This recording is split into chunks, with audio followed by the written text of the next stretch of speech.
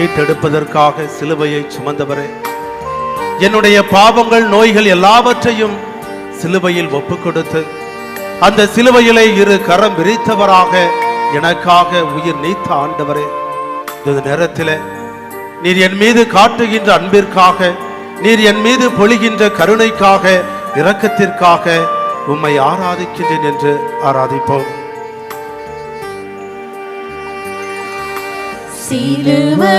சிலுவையினால் மீட்டவரே, ஆராதனை ஆராதனை.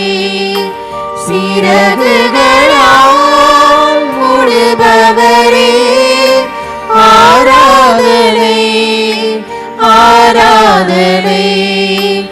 ஓசானா உன்னத தேவனே, ஓசானா ஓசானா ஓசானா.